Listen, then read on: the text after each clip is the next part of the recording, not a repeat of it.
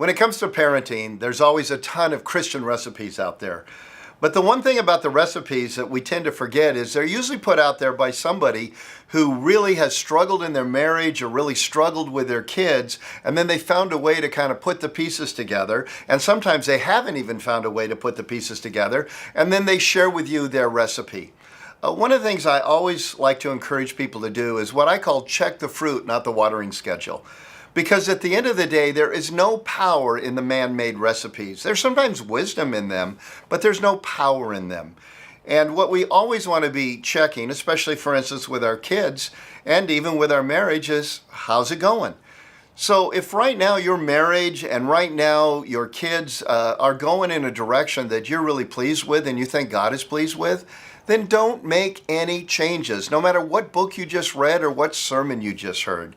But if things aren't going the way they should, then be honest about it. Don't stick your head in the sand and just decide, well, I'm going to ignore it because it'll all get better.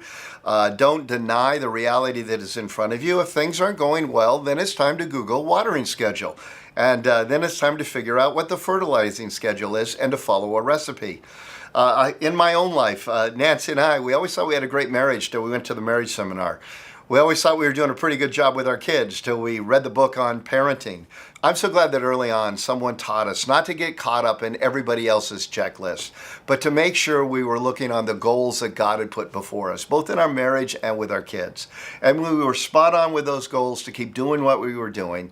And when things weren't headed in the direction they were supposed to make the changes that need to be made. Because the goal is to have a great marriage and raise godly kids. The goal is not to meet somebody else's recipe or checklist.